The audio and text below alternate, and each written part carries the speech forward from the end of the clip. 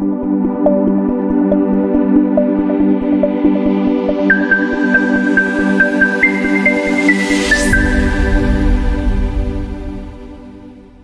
right, welcome guys. Thanks for hopping in here this morning. We're going to talk a little bit about time management, and I did not plan accordingly this morning, okay? Because I'm sweating still from my workout and my fast shower.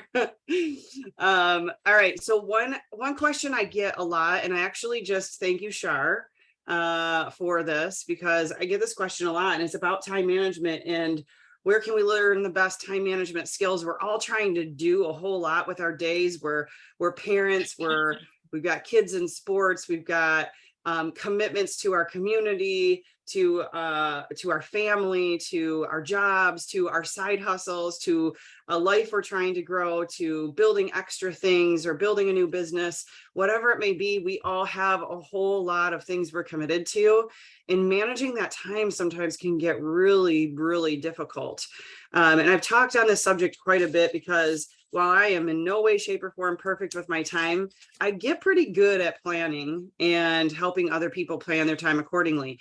And here's the deal, guys. It really is all up to us. It literally has to do with how we choose to schedule ourselves and spend our time. Just muting a couple people as they come in. So I want you guys, I've said this in the past before. If you've been on one of my Zooms in the past, you've probably heard me have you guys do this. I'm gonna give you some homework. We're gonna start with that really quick and give you some homework. I want you to, for the next 7 days, I want you to get out of a notebook today, and I want you to journal your time over the next 7 days, a whole entire work week, including your weekend. Some of us work on weekends, some of us don't. That's okay. I want you to journal all of it. And if Sunday is your day off, your day of rest, and you don't get anything done on that day besides, maybe going to church and laying around on the couch like I did yesterday, that's okay. Sometimes we need those down days too. And don't get me wrong, I mapped out my week yesterday and I got plenty of work done. I don't know how to take an entire day off. That's just me. But I want you to take for the next 7 days. And when I ask you to do this, I mean, in reality, I really want you to go and mark down every hour of how you are spending your time. And this is not, I want you to adjust your schedule while you're doing it. I want you to actually go spend your week like you normally would and document your time. Or if you're really good, go back and document the last 7 days and how you spent your time, because it's going to be really important for moving forward and creating that plan that will help you move past some of the barriers that you're hitting. Some of those, like, gosh, if you find yourself saying all the time, I just don't have time to get to that. I really did crummy in my extra side business this week because I just didn't have time to get it done. Or I would love to spend more time playing with my kids or practicing their sport or doing X, Y, and Z, but I just don't have time. There's not enough hours in the day. So I want you to track them. That's literally your homework for this week. I'm going to give you one more assignment I want you to do today when you get off of here for this coming week. But I do want you to track your time because I want you to get really clear and focused about how you're spending it first, because we can't do anything about first admit there's a problem, right? First, we need to admit there's a problem with our time management skills. Then we need to go and fix them and figure out a solution and a strategy on how to do that. So I'm going to work on some of that with you today. And I'm going to talk more and more about time management in the future, because I think that I know that time is our greatest asset. Time is also the one thing that we can very easily, excuse my language, piss away. Poor taste in words, but it is. That's the honest truth about it. It's very easy for us to allow time to escape us, especially now in the digital world, right? I am probably one of the worst offenders. I can very easily, TikTok, boom. We can very easily go down that rabbit hole on social media, right? So some people will just remove it from their phones in general that want to expand their horizons and have a bigger life.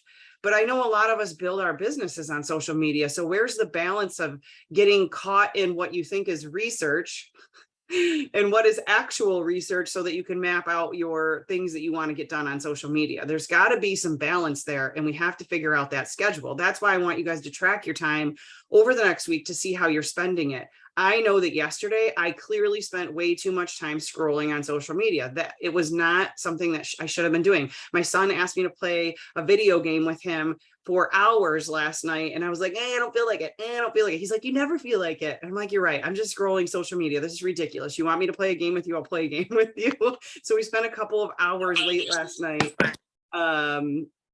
playing the video game that he wanted. He just wanted mom time. That was really all it was, right? So we've got to map out what those timeframes are and what we can allow and what we can do in those timeframes. Everyone has, and I know you've heard this, everyone has the same 24 hours in the day. Everyone has the same 24 hours in a day. So how come there are people who are broke and there are people who are millionaires and we all have the same amount of time? And I know some of you are saying, well, I'm a mom and I have kids and I'm a dad and I have this and I have these things that I have to take care of. And those people who are millionaires have more money to schedule. They have it because they spent the time early on and created those plans early on and scheduled their time early on and made decisions early on so that they could have, and you can create even more time the more money that you make, because you can hire some things out that you don't want to have to participate in, like cleaning your house, right? Like doing the grocery shopping. I live on Instacart, you guys. I don't grocery shop. I haven't grocery shopped in years. It drives my husband nuts, but it's time is money for me. And if I can allot time, if I can allot some money to buy myself more time to be able to work on the things that I know are going to create more money and more time for me later, then I can do that. But it's all about how we decide to use our time right now. So if you're saying, Jessica, I'm not at that point yet, fine. Let's start at the beginning. We have people who are broke that are young. We have people who are broke that are old. So young or old does not determine your success and how you spend your time. We have millionaires who are young and we have millionaires who are older. So age does not determine your time frame. Your lifestyle determines your time frame. If age is not a factor, race is definitely not a factor. So it's just about how we choose to spend our time. Education, and some can argue with this, education is not a factor. We have people with PhDs who are broke, and we have people who have not even a high school diploma that are millionaires. Okay, so education to me is not a factor. Now, let me put my little asterisk in there because I love personal development and I don't think you'll ever in network marketing outrank your personal development level. I'm gonna get you guys muted there that don't know where the mute button is. So education to me is not a factor. However, I will always asterisk that with you need to personally develop. So you need to pick up some books and read those books. And if it's on time management, I had Shari ask me about the best book on time management. To me, the best thing I've ever learned from time management has nothing to do with any book that I've ever read. It is a training by Danelle Delgado. I've never seen anything that matches it. It is the Clean Your Clock training. And if you are on my team, you have access to it. And if you don't have access to it and you are on my team, please let me know. I will make sure you have access to it. It's not something that's out there publicly on any of her channels because it is valuable. To be able to spend time with someone like that to teach you how to live your time accordingly, it's brilliant. It's one of the most brilliant trainings I have ever heard on time management. So if you're looking for a book, I say there's something better out there for you. Okay, it is literally purely about how we spend our time, whether we're going to be broke or we're going to be a millionaire. Okay, so I want you to track your time this week. I also want you, when we hop off of here today, I want you, does everybody have a calendar? Throw it in the notes, like throw it in the chat. Do you have a calendar? Do you use a paper calendar or a digital calendar or both? Do you create to-do lists? Because if you don't, that's like one thing I want you to start doing is creating a little bit of a calendar, okay? Because it's going to keep you on track. Now, I'm not saying you have to live your life scheduled to the minute, because I also don't want entrepreneurship to be labeled as a 9 to 5. So I don't want you to think that if you get out a calendar, everything has to be scheduled in time blocks of what we've been like brainwashed to believe that if you've got to have a calendar. But I also want you to understand that sometimes as an entrepreneur, we have to spend time late in the evenings. We have meetings in the evenings. It's when people are off their 9 to 5 jobs, right? And so sometimes we have to go way beyond. Like I tell my family, Mondays and Tuesdays, there is no office hours. It's 12 hours a day sometimes. And but I can make up for that on the back end, right? Like there can be other days that I have complete downtime. So I just schedule life according to entrepreneurship, not the 9 to 5, because that's what we've been brainwashed into thinking, is that 9 to 5 is how we have to clock our time. And that's just not how it works when you're building a side hustle. You have a family, and you have maybe a regular job still too. Okay, so I want you to get a calendar so you can keep yourself scheduled and on task, but don't believe that those time chunks have to be a regular 9 to 5 schedule. I want you to first go and put in that schedule for this week, your calendar, all the things that are non-negotiable. Like you have a doctor's appointment on Wednesday at 2:00. That's not negotiable, right? You got to put that in there first. You have your kid's soccer game on Thursday evening at 7 p.m. That's not negotiable, right? You want to be there. I mean, I think that's not negotiable. It might not be for you. It's not negotiable for me that I'm there for his game. So that's going in the calendar. Nothing's getting scheduled on top of that. You have church on Sunday. Schedule it. It's non-negotiable for you. Schedule it. Put it in the books. So first get all the non-negotiables in there. You work a 9 to 5, block out your time for work. Do you get an hour lunch break though? That is time that you might be able to use to build your side business. I have had people who will take their 15-minute breaks and work their side business. That's when they make phone calls. That's when they do follow-ups. That's when they do some other stuff. So schedule in the non-negotiables, and then we can fill in the rest of the time. Okay. So once you have that time scheduled out, I think you're going to still see a lot of white space in that calendar. And that white space is time that you can negotiate with yourself how you're going to spend it.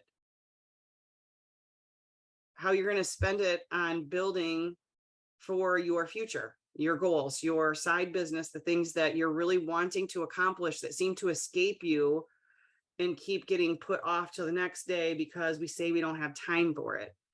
The problem is we're just not spending our time appropriately, is what it really comes down to. And then there's something else I'm going to talk to you about. Everyone in your life, you guys, are time stealers. Everyone around you are time stealers. They want your time. Time is the most valuable asset that you have. I could say it 1,000 times. Time is more valuable than money, because if you don't have time, you can't make money. Time is the most valuable asset you will ever have. And if you don't plan accordingly, it will escape you and people will take it from you. So you need to protect your time as if it is the most valuable thing in your home, the most valuable thing around you. And you might be saying, well, my kids, but yes, your kids are going to steal your time. They are valuable to you. So they're going to want your time. My child wanted me to play video games with him last night. He wanted to steal some of my most valuable asset. I let him, because it was that or scrolling on Facebook. Those are decisions that you can make. But also remember, people are going to want your time. People are going to want to steal your time that are time wasting too. Or maybe they don't have clear, and some of them might still seem important. You guys, you have to determine that. You know, like your family's going to want some of your time for other things too. But here's the deal. If you haven't sat down with those friends and that family and your kids and your spouse to explain to them the journey that you're on and how much time it's going to take for you to be able to achieve that goal or that level of success, if you haven't sat down with them and had that conversation, I strongly urge you to do that. Because they're not going to respect your, boundaries was the word I was just going to use, Kristen. They are not going to respect your boundaries of your time if you are not clear as day about what you need to spend that time doing. And that is on you. And if you're allowing them to trample it, that is also on you.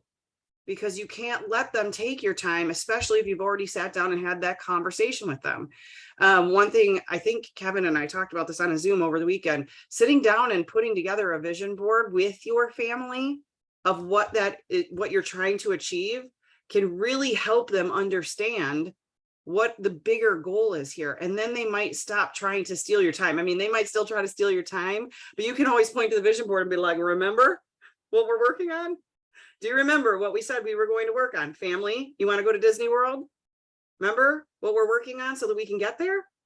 This is the goals we all set. We all agreed this is what mom and dad was going to do for this amount of time.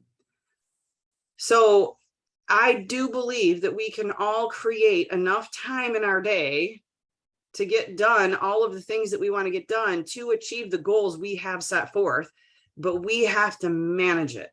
We have to be the ones that are in control of it.